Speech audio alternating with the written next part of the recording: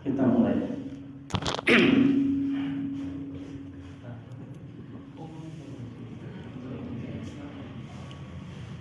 Innal hamdalillah nahmaduhu wa nasta'inuhu wa nastaghfiruh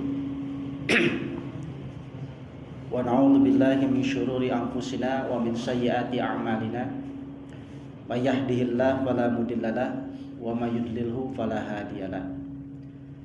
Asyhadu an la ilaha illallah wahdahu la syarikalah wa asyhadu anna Muhammadan abduhu wa rasuluhu allazi la nabiyya ba'dahu amma ba'd. Faqala Allah ta'ala fil Qur'anil Karim, a'udzu billahi minasyaitonir rajim. Nahnu naqussu 'alaika ahsanal qasasi bima auhayna ilaika hadzal Qur'an wa in kunta min qablihi laminal ghafilin. Jemaah ahli pengajian Masjid Al-Ihsan yang Allah muliakan.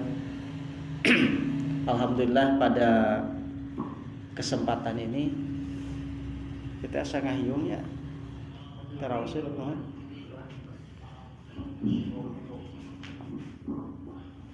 Cek satu. Nah, cekap.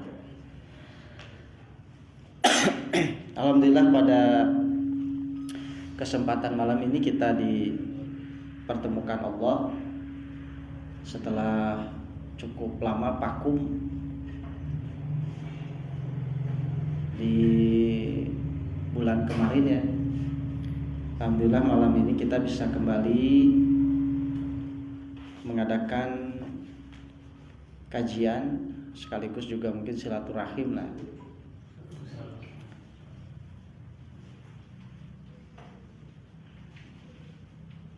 Melepas kerinduan.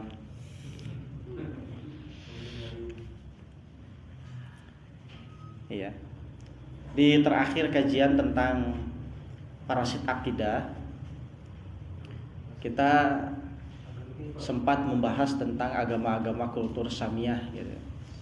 Agama kultur Samiyah itu tentu sebagaimana yang kita ketahui adalah agama-agama budaya yang dikaitkan dengan Sam gitu ya.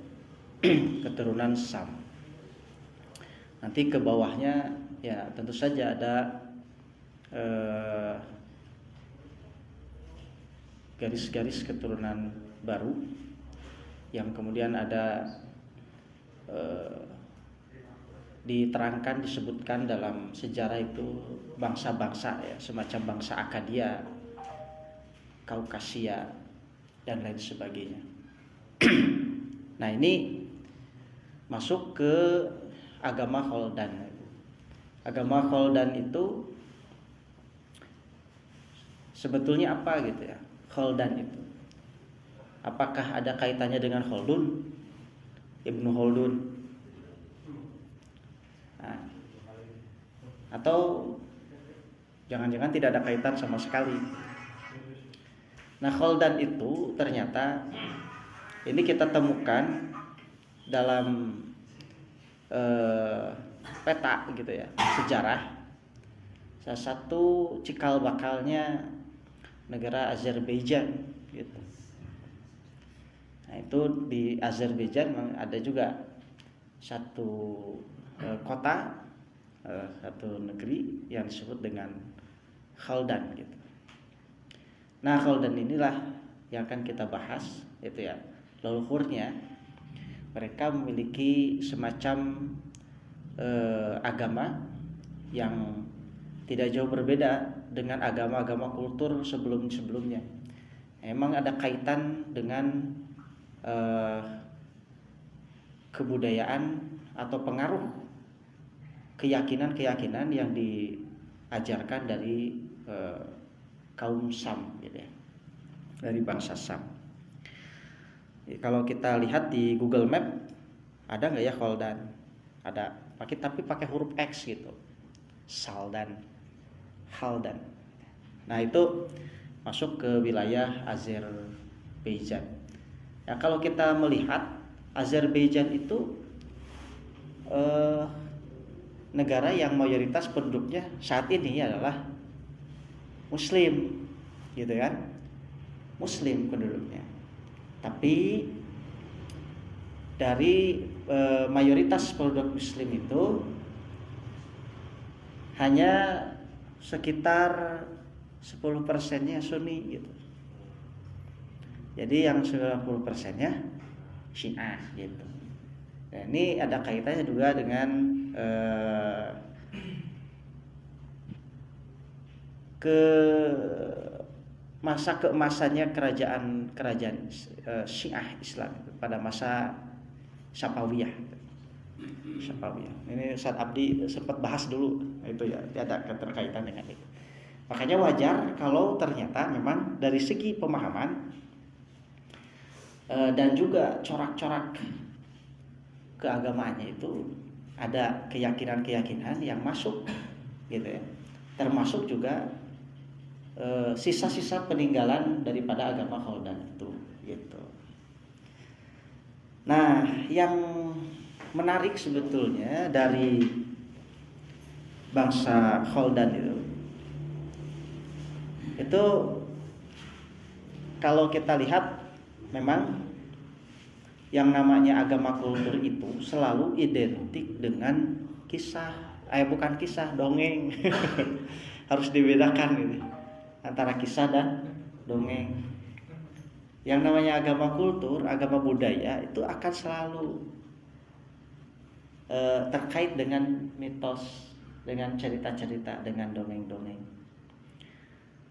Nah, kita harus bedakan gitu ya.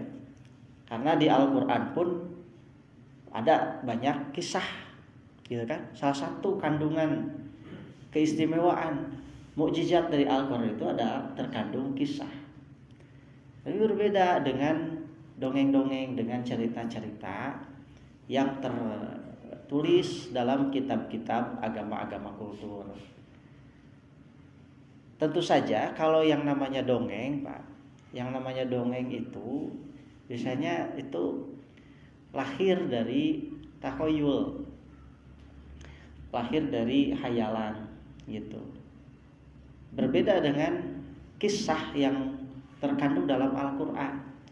Kalau Al-Quran itu jelas kisahnya disampaikan oleh Nabi berdasarkan wahyu gitu, berdasarkan wahyu dari Allah, bukan berdasarkan hayalan.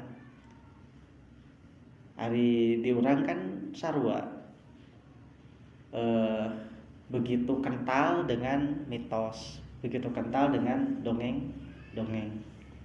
Sok we timimiti si maling kundang, terus aya kisah Sangkuriang, Sakakala, Gunung Tangkuban Parahu, gitu kan? Aya dongengna, aya mitosna. Nah itu benar atau tidak dongeng itu? Dongeng itu ya yang namanya dongeng gitu kan? Biasanya ya cocokologi ya dicocok-cocok gitu kan ya, gitu kan biasanya seperti itu nya cenanya gunung teh tangkub itu Gunung Tangkuban Parahu nya caritana kitu Sangkuriang bakatingku nafsu gede ambek gitu kan terjadi kawin ka Dayang Sumbi Tajong tah jadi nangkup gitu, jadi Gunung Tangkuban Parahu kan gitu, legenda. Nah, dan memang itu manusiawi gitu, bahwa manusia itu senang dengan cerita-cerita seperti itu. Ciri khas dari agama kultur itu adalah cerita, dongeng-dongeng, mitos-mitos. Mitos-mitos itu biasanya berkaitan dengan sesuatu yang dikaitkan dengan dewa gitu ya, mit dewa. Makanya kenapa Yunani terkenal dengan gitu ininya negeri 1000 dongeng gitu. Iya, 1000 dewa juga. Karena memang terkait gitu ya. 1000 dewa gitu karena ngaran pangeranna loba. Ya, Tuhan-tuhannya itu banyak sekali. Nah, itu salah satu ciri daripada agama kultur itu selalu identik dengan kisah-kisah atau dongeng-dongengnya itu. Nah, dalam Islam ada kisah tapi bukan dongeng, dan kisah itu sumbernya dari Allah gitu.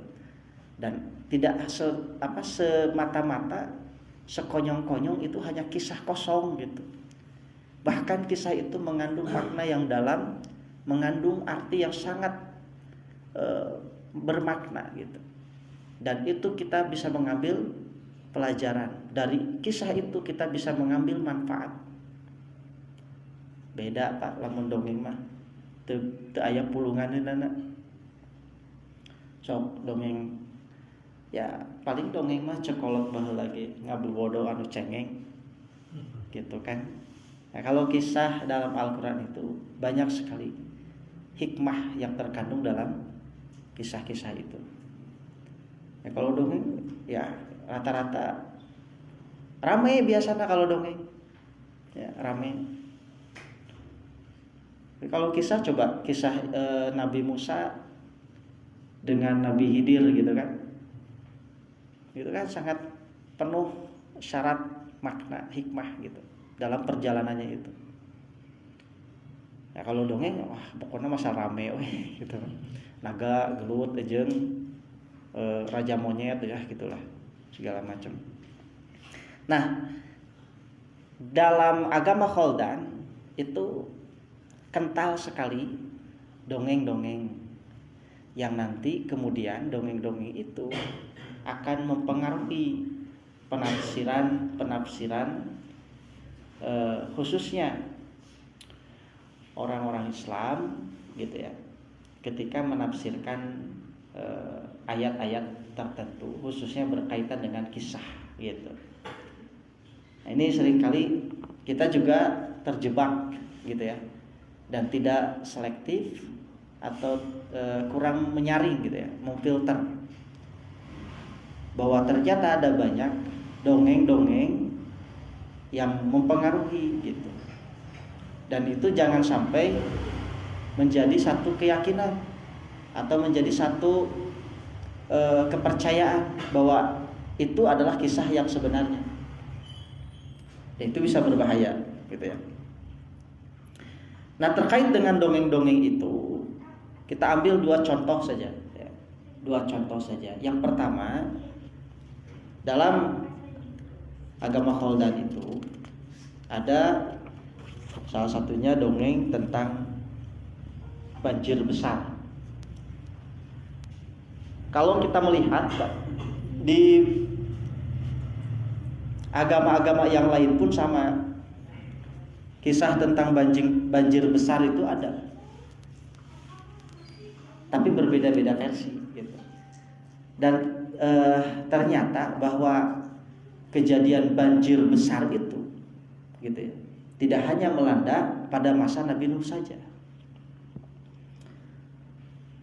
Lalu apakah pada masa Nabi Nuh banjir yang terjadi itu meliputi atau mencakup seluruh bumi, seluruh dunia, atau hanya sebagian saja?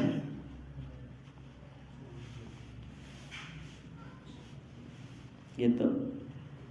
Itu nanti ada pengaruh-pengaruh dari dongeng-dongeng itu. Jadi anu benar nu kumaha gitu. Itu jangan sampai nanti keyakinan kepercayaan itu gitu ya, nanti akan ikut mempengaruhi juga pada konsep-konsep akidah gitu ya. Nah, di dalam agama Khaldan itu ada dongeng banjir besar itu ya. Nah, mungkin dongeng ini juga bermula dari kejadian banjir besar yang pernah terjadi pada masa Nabi Nuh alaihissalam gitu. Dan itu tidak mencakup seluruh dunia gitu. Tidak mencakup seluruh dunia. Artinya aya Pak kaum-kaum nu sejen oge nu salamet gitu. Tapi lain kaum Nabi Nuh.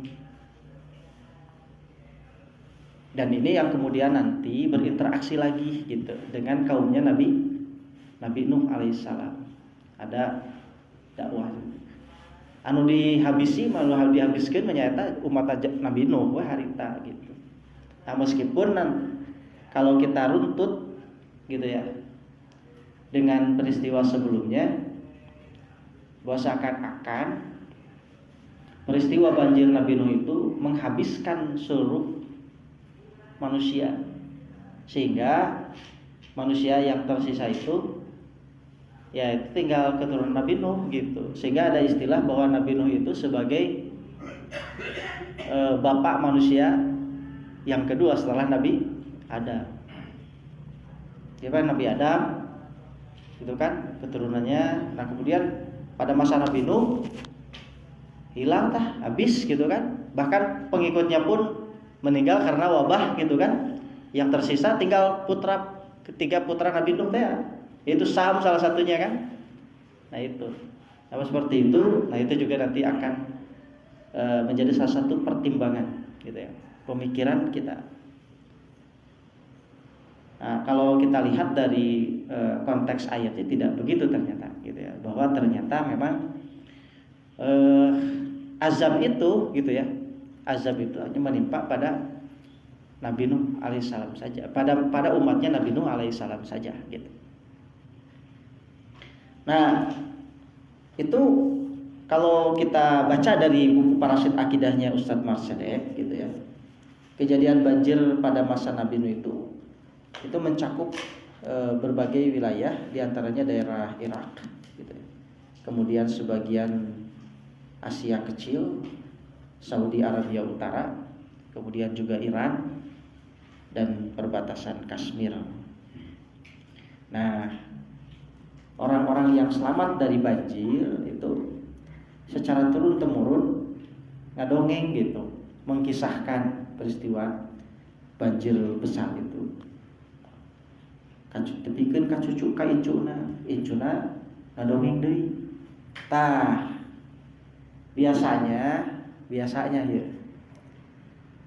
kalau dongeng mah sok ditambahan gitu. Ngaran-ngaran dongeng mah sok ditambahan. Ari kisah dina Al-Qur'an mah Pak henteu. Dan Nabi makan amanah. Ya kan? Nabi menyampaikan wahyu. Ire ya nya ieu teh. Teu pira itu siga anu sepele dongeng pira ge. Tapi Pak efeknya gitu luar biasa kepada pembentukan karakter umat Islam. Naon sababna umat Islam ayeuna gitu gampang dibobodoh gitu, cepat terpengaruh oleh berita-berita bohong.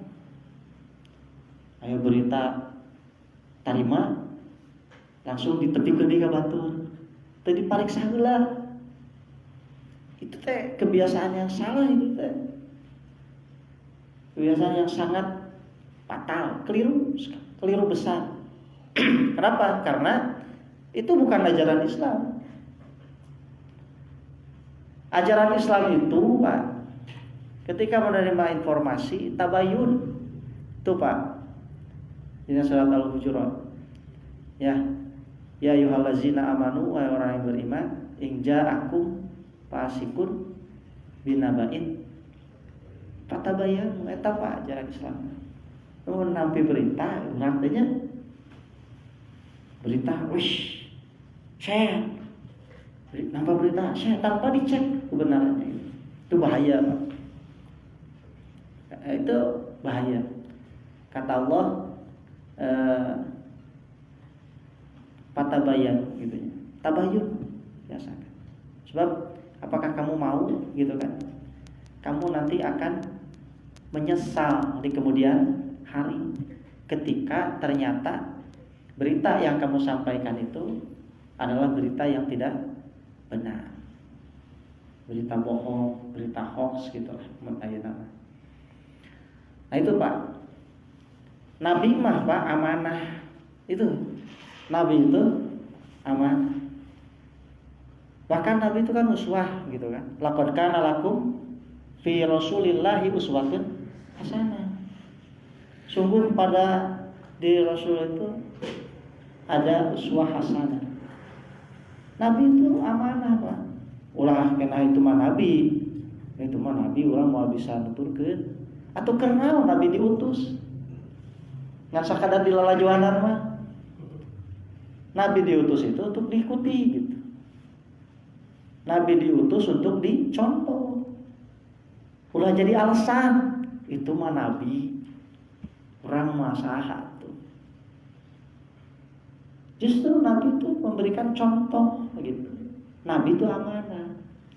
Ketika menerima wahyu, Nabi menyampaikannya apa adanya. Apa yang ditepikeun gitu sih. Naon anu ditepikeun ku Nabi ka urang teh? Nya sakitu-kituna, Pak. Anu dinu Al-Qur'an teh eta teh Nabi teh nya sakitu we. Teu ditambahan ku Nabi.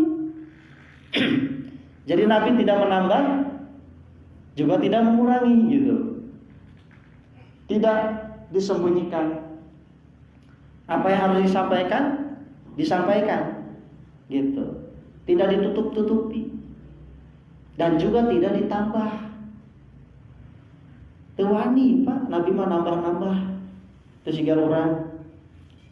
Gitu kan? Ngadongeng berita kan, aya berita nangan sajengkal jadi sadopa.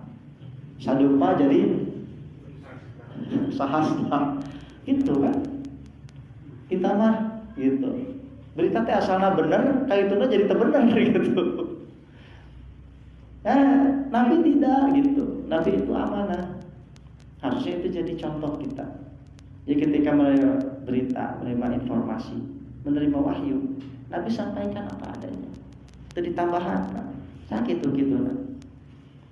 Ketika Nabi menyampaikan 5 ayat di Gua Hiro, Al-Alaq gitu kan. Ayat 1 sampai 5 sakit itu pikiran. Itu ditambahan. Gitu kan? Cing Nabi ngadongeng eta gitunya ngadongeng. Dari ngadongeng Nabi banyak menyampaikan apa yang beliau alami. Dan itu apa adanya tanpa didramatisir. Dan itu tergambarkan, terekam dalam hadis gitu kan. Ketika Nabi di Gua Hiro gitu kan, bagaimana suasana hatinya, bagaimana kondisi jiwanya gitu kan. Nepi we ka urang berita eta teh bisa disalingokeun, Pak. Bisa direkayasa. Tapi kan aya nu ngagambarkeun Nabi itu seperti orang yang sedang sakit jiwa. Pada saat beliau menerima wahyu pertama itu, yang kehilangan kontrol dirinya gitu kan. Bayangkeun we atuh Pak, siga urang cenah tah kieu tah urang mah ngabayangkeun teh. Urang ke di hiji tempat anu sepi, suasana teh poek gitu kan. Tiba-tiba muncul cahaya gitu kan. Dari mulut gua masuk, dan semakin lama semakin besar, tiba-tiba menjelma muncul orang dengan berpakaian serba putih. Mun urang aya kumaha? Terus ngadeuketan ka urang. Urang teh keur sorangan, Pak. Ngagebeg eta. Lain ngagebeg deui. Sigana urang lumpat ti poporoseh. Gitu. Imah disampeurkeun. Coba. Disampeurkeun, ditangkep deh. Pahareup-hareup deh. Coba rek teu ngagigil kumaha Nabi gitu. Nitah maca gitu kan. Iqra gitu kan. Nabi sampai bilang ma'ana biqoriyin. Aku tidak bisa baca. Nanti katilu kali. Ditah maca, tangkep deui kitu teh Pak. Bayangkeun Pak. Urang soak kaget, sok ningali nu make bodas-bodas makan orang biasa sok sieun. Gitu. Munas muncul, belebek gitu kan. Yang nangkep kalau orang ngajak ngobrol gitu. Orang geus pingsan manten. Gitu. Sekitar Nabi itu kuat, Pak. Ya, kuat gitu. Tapi digambarkan oleh orang Syiah itu Nabi sampai kehilangan kontrol dirinya gitu. Itu dalam rangka untuk meragukan wahyu itu. Dalam rangka untuk meragukan wahyu gitu. Benar tuh gitu. Nabi teh sampai kehilangan yang mau cek orang setengah sadar setengah gila gitu. Kira kurang percaya kan setengah gila. Itu Pak mau cek kasar nama. Gitu Pak. Tapi Nabi ya namanya seorang Nabi yang sudah Allah pilih gitu kan. Dalam kondisi seperti itu bayangkan Pak, mau orang geus pingsan maut gitunya. Tapi Nabi tidak gitu. Memang Nabi begitu hebat luar biasa sampai memang menggigil gitu kan. Setelah selesai Nabi turun ke bawah gitu kan. Ya sieun mah aya manusiawi gitu kan. Bergetar, takut. Mengetuk pintu gitu kan. Mengetuk pintu lagi Pak teu kabayang siga urang meureun lain tok tok tok. Bukan teu gitu Pak. Ngubrak-ubrak gitu Pak. Bakat tingku rubah sieun gitu. So, dibuka pantok kaget itu Siti Khadijah gitu kan. Langsung zammiluni gitu kan. Selimuti aku. Dari situlah Pak peran istri itu di situ. Menenangkan, menenteramkan itu Pak. Jangan takut gitu kan. Allah tidak akan menyusahkan. Allah tidak akan membuat madharat gitu. Nah itu Pak diantaranya kisah yang ada dalam Al-Quran, dalam hadis itu Allah menyampaikan wahyu kepada Nabi dan Nabi juga menyampaikan apa adanya, tidak ditambah-tambah, tidak dikurangi. Hebat Nabi itu menyampaikan banyak kisah dalam Al-Quran ya. Banyak kisah dalam Al-Quran. Kisahnya Nabi Yusuf, kisahnya Nabi Nuh, kisahnya Nabi Yunus, kisahnya Nabi Zulkarnain, gitu kan?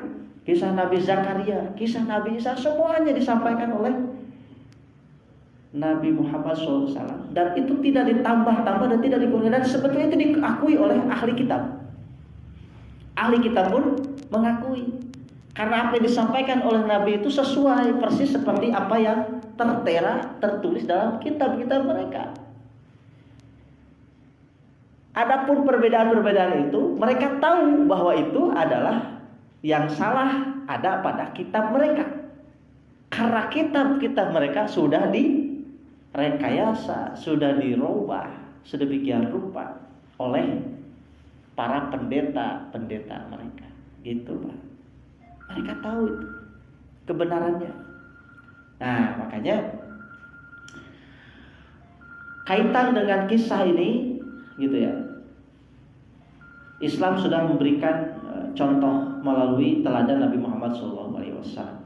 Adapun dengan agama-agama sebelumnya, yaitu agama-agama semacam agama samawi gitu ya, baik itu Yahudi, Nasrani, mereka sudah terkontaminasi, sudah ternodai dengan keyakinan atau masuknya dongeng-dongeng dari agama-agama budaya gitu. Salah satunya adalah dari agama Khaldan tadi gitu. Jadi agama Khaldan itu juga sama. Mereka itu menceritakan tentang peristiwa terjadinya banjir besar itu gitu ya. Tapi apa yang mereka ceritakan tentang banjir besar itu mereka kaitkan dengan keyakinan yang salah gitu ya. Yaitu mereka mengkaitkannya dengan kemarahan dari dewa-dewa yang mereka sembah gitu ya. Yaitu diantaranya dewa Marduk gitu ya. Dan dewa yang ada dalam keyakinan bangsa Khaldan itu.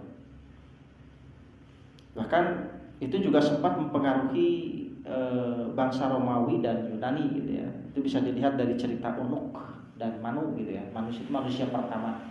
Jadi nanti ada keyakinan bahwa manusia pertama itu adalah Nabi Nuh nanti Pak. Gitu ya. Noah, Nuh. Jadi Adam memang manusia pertama tapi habis gitu. Jadi tertinggal sisa. Nah, jadi keturunan ayah nanti keturunan Nabi Nuh gitu, Pak. Itu ke situ nanti kaitannya gitu.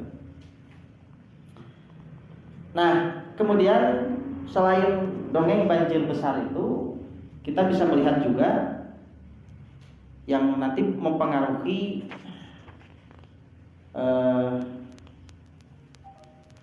dalam tafsir gitu ya. Itu seperti dongeng Harut dan Marut, Pak.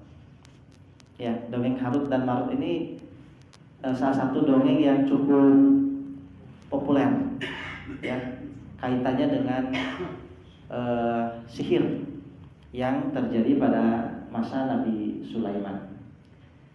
Nah, dalam ajaran agama Kholdan pun sama Pak, ada kaitan dengan dewa gitu. Jadi Harut dan Marutnya versinya kalau menurut agama Kholdan itu ya. Jadi si Harut Marut itu turun ya.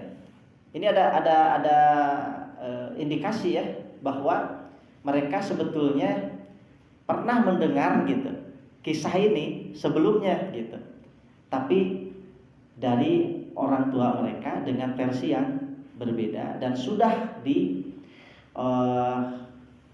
dikasih bumbu sedemikian rupa gitu. Dikasih bumbu penyedap sedemikian rupa. Nah, sama Harut Marut itu turun ya ke negeri Babylon itu untuk mengajarkan sihir. Salah satu sihirnya itu yang paling terkenal adalah bagaimana memisahkan antara seorang suami dengan istrinya. Mulai namanya pelet gitu. Ya. Jadi keduanya itu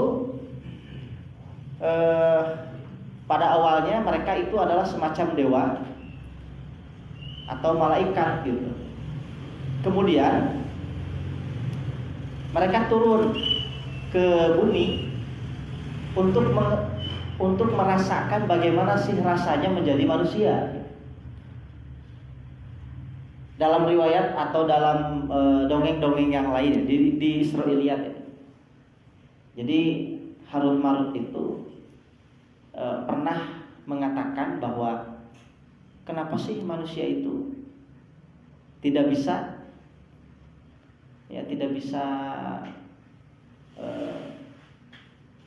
berbuat baik gitu ya. Selalu mudah tergoda dengan godaan-godaan dunia. Memang berat itu godaan teh gitu. Kok sampai manusia tidak bisa menahan diri gitu. Dulu Adam tidak bisa gitu kan, karena tergoda oleh rayuan iblis melalui istrinya.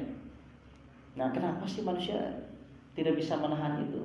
Padahal gampang gitulah gitu. Nah, kemudian mereka diturunkan oleh Tuhan mereka, oleh Allah gitu ya, untuk mencoba menjadi manusia. Dan kemudian dalam kisah Israiliyat ya, yang dibaca, salah satu ini ada pengaruh dari dongeng agama Kholdan ini, gitu. Kalau dalam agama Kholdan itu, jadi si Harut Marut itu memisahkan pernikahan dua orang gitu ya, antara suami istri yang bernama Ishtar dan Tamun. Ishtar itu Pak seorang istri yang memiliki paras yang sangat jelita gitu, paras yang sangat cantik, gelis pisan gitulah. Harut Marut itu tergoda gitu dengan kecantikan, kan geus dibere eta teh ya kemanusiaan teh gitu ya. Dalam kisahnya begitu. Tapi cintanya itu ditolak gitu. Nah, maka karena menolak cinta Harut Marut itu, maka Harut Marut itu maka menyihir Ishtar itu menjadi bintang kejora. Jadi Venus, Pak. Bintang kejora, kalau sok bintang ketinggali di paling tiap pagi-pagi itu kan suka kelihatan. Nah, itu Venus gitu. Kalau si Ishtarnya itu disihir menjadi bintang kejora gitu ya, maka Marduk itu yang tadi dewanya Tuhannya agama Khaldan itu, mereka menangkap Harut dan Marut gitu. Ditangkaplah Harut Marut itu, lalu digantungkan di langit dengan posisi kepala di bawah. Jadi digantung di langit, kepala di bawah. Ketika lidah Harut Marut itu menjulur ke bawah, lamun napak ke laut, maka si air laut itu akan habis, Pak. Akan habis karena dihirup oleh lidah Harut dan Marut. Maka air laut pun akan kering. Kalau air laut kering, maka binasalah alam. Jadi kiamat. Jadi kiamatnya ditangguhkeun teh tah kita. Harut jeung Marut. Gitu. Ini juga salah satu dongeng Israiliyat, dongeng yang ada dalam agama Khaldan. Awalnya dongeng ini bukan dongeng gitu. Awalnya adalah kisah yang sebenarnya tentang Harut dan Marut. Harut dan Marut itu betul ada gitu. Bahkan dalam Al-Qur'an, dalam surat Al-Baqarah kan itu ada gitu ya, tentang Harut dan Marut. Tetapi yang dikisahkan oleh Al-Qur'an baik tentang peristiwa banjir besar dan kisah Harut dan Marut itu tidak seperti apa yang dikisahkan dalam kitab mereka gitu ya, atau dalam keyakinan dongeng-dongeng agama kultur itu. Jauhlah gitu ya. Khususnya yang berkaitan dengan dongeng Harut Marut itu. Kalau kita lihat dalam Al-Qur'an, Pak, tentang Harut Marut ya, itu bisa Bapak lihat dalam surat Al-Baqarah ayat 102. Allah berfirman, dan mereka mengikuti apa saja yang dibaca oleh setan-setan pada masa kerajaan Sulaiman. Dan mereka mengatakan bahwa Sulaiman itu mengerjakan sihir. Padahal Sulaiman tidak kafir dan tidak mengerjakan sihir. Mereka mengajarkan sihir kepada manusia. Dan apa yang diturunkan kepada dua orang malaikat di negeri Babil, yaitu Harut dan Marut. Sedangkan keduanya tidak mengajarkan sesuatu kepada seorang pun sebelumnya. Mereka akan mengatakan, sesungguhnya kami hanya cobaan bagimu. Kami ini hanya fitnah, ujian, cobaan. Sebab itu janganlah kamu kafir. Maka mereka mempelajari dari kedua malaikat itu apa yang dengan sihir itu mereka dapat menceraikan antara seorang suami dengan istrinya. Jauh kan? Benten, gitu kan?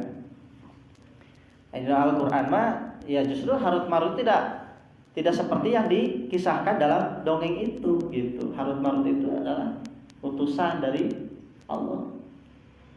Kalau kita lihat tafsir, memang beberapa ulama berbeda gitu ya. Di antaranya kalau At-Tabari mengatakan bahwa sesuai dengan redaksi ayat, pada teks ayat itu Allah menurunkan dua malaikat. Maka Harut Marut itu adalah malaikat gitu. Sementara Jamaluddin Al-Qasimi justru malaikat di sana itu dimaknai sebagai orang soleh. Jadi manusia biasa, tapi Allah karena kesolehannya maka memberikan kelebihan gitu ya. Tetapi Allah utus kedua orang itu juga dalam rangka memberikan semacam ujian gitu kepada masyarakat. Nah, jadi bukan pelaku dari kejahatannya gitu ya. Bahkan digambarkan kalau dalam dongeng di agama Khaldan itu seakan-akan Harut Marutnya itu adalah pelaku gitu ya, pelaku utama, dan bahkan sampai dihukum oleh makhluk gitu ya. ketika dibalikkan gitu. Nah, sementara dalam Al-Quran tidak demikian. Yang jelas, kalau mayoritas ulama mengatakan bahwa Harut dan Marut itu adalah malaikat gitu ya, 2 orang malaikat yang diutus oleh Allah untuk mengajarkan ya semacam ilmu sihir gitu ya. Tapi ketika akan mengajarkan ilmu itu, tetap gitu ya, ada perintah agar tidak melakukan kekafiran atau kemusyrikan atau berbuat dosa dengan sihir itu. Nah, pada kenyataannya banyak juga yang tertipu dengan sihir dan juga melakukan perbuatan-perbuatan yang merusak moral ya, tatanan, seperti memisahkan hubungan antara suami dan istri gitu. Itu gambaran bagaimana bobroknya perilaku masyarakat ya, dengan perbuatan-perbuatan sihir gitu, yang dilakukan. Nah, yang jelas bahwa memang di zaman Nabi Sulaiman terkenal gitu ya, nah, sihir itu. Bahkan pada masa Fir'aun pun sama ketika zaman Nabi Musa gitu. Nah, tetapi bahwa sihir-sihir itu adalah jalan yang sesat, jalan yang salah. Adapun mereka orang-orang Yahudi, ya, gitu Pak, ya biasa mereka itu jangankan kepada sesama, bahkan kepada para nabi saja mereka berani gitu kan. Bahkan kepada para nabi saja mereka berani. Calutak gitu Pak. Kepada Nabi Sulaiman mereka menuduh bahwa Nabi Sulaiman itu melakukan sihir Pak. Datu Nabi Sulaiman mah hebat tuh Pak, jago. Ya, bahkan bisa menuduhkan jin. Bisa menuduhkan jin. Coba kunaon menuduhkan lamun teu sihir cenah gitu. Padahal bukan dengan sihir gitu. Menuduhkan jin itu dengan izin Allah gitu. Ingat ketika Nabi Sulaiman berjalan dengan pasukannya melewati satu tempat, satu lembah, tiba-tiba berhenti gitu kan. Kenapa? Nah gitu, aya lemut, aya semut ngalewat gitu kan. Dan terdengar mereka berbicara. Nabi Sulaiman itu diberi kelebihan oleh Allah sampai memahami bahasa binatang gitu. Mereka senyum gitu kan. Nabi Sulaiman tersenyum gitu. Kenapa? Karena ya itu ini hada min fadli rabbi gitu kan. Itu. Jadi bukan sihir itu, tapi karena izin Allah. Nah, itu salah satu karunia dari Allah. Jadi Nabi Sulaiman itu bukan memiliki kehebatan karena sihir itu. Sihir itu suatu jalan yang sesat, yang menyesatkan dan juga akan membuat kerusakan ya, di bumi gitu ya. Oleh karenanya Rasulullah SAW banyak sekali keterangan-keterangan dalam hadis melarang gitu ya, perbuatan-perbuatan seperti itu. Karena sebagaimana yang kita ketahui, perbuatan-perbuatan sihir itu justru tidak ada hal yang akan membawa kepada kebaikan. Seperti kieu dina Al-Qur'an ya, Allah itu memberikan informasi kepada kita itu selalu objektif gitu ya. Bahwa benar di satu sisi ada manfaat, tapi di sisi lain juga kalau madaratnya lebih besar dijelaskan bahwa itu madaratnya lebih besar. Contoh misalkan tentang khamar dan judi gitu ya. Yas'alunaka 'anil khamri wal maisir gitu ya. Nah, oleh Allah dijelaskan gitu kan. Pada keduanya itu ada manfaat gitu kan. Dijelaskan objektif ya. Ada manfaat tapi gitu kan. Tapi madaratnya lebih besar. Dosanya lebih besar gitu. Sihir juga begitu. Ada manfaatnya. Ada manfaatnya gitu kan. Ada, tapi dosanya selalu lebih gede gitu. Itu adalah jalan kesesatan yang dipilih. Bahkan kebanyakan dari manusia pada saat-saat tertentu, kondisi-kondisi tertentu seringkali bekerja sama dengan jin gitu ya, untuk sama-sama melakukan dosa ya, ya melalui sihir itu. Wallahu a'lam Pak. Nah itu diantaranya yang jelas bahwa sisa-sisa dongeng-dongeng dari agama Khaldan itu perlahan-lahan masuk kepada cerita-cerita Israiliyat yang disebarkan, salah satunya melalui Ka'ab al-Ahbar gitu ya. Dan itu sempat juga mempengaruhi sahabat-sahabat Nabi. Jadi sahabat-sahabat waktu itu sering berkumpul mendengarkan kisah-kisah. Dan ramai atuh Pak. Ramai. Jadi ayat Al-Quran dia ya. Terus ada pendeta-pendeta Yahudi yang kemudian masuk Islam gitu, tapi kemudian mereka belum bersih gitu kan dari pengaruh cerita-cerita itu. Nah itu kemudian disebutlah dengan cerita Israiliyat gitu. Ada masukan dari ada dongeng-dongeng yang tadi gitu. Nah dongeng wah rame gitu. Nah kemudian oleh Nabi diingatkan kalau cerita-cerita Israel itu tong dibenerkeun kabeh oke tong disalahkeun kabeh, jangan didustakan, jangan dibenarkan semuanya, juga jangan didustakan semua. Ada yang benarnya ya, kisah Harun Qarun aya benar di dalam Bukhari aya, kisah banjir besar Nabi itu ada. Tapi jangan dibenarkan semuanya karena ada pengaruh dari cerita-cerita dongeng-dongeng agama-agama kultur sebelumnya. Ini salah satu gambaran Pak terakhir ya, bahwa bagi kita umat Islam diajarkan untuk selalu berhati-hati dalam menerima informasi dan juga menyampaikan informasi. Tabayun Pak, itu ajaran Islam Pak.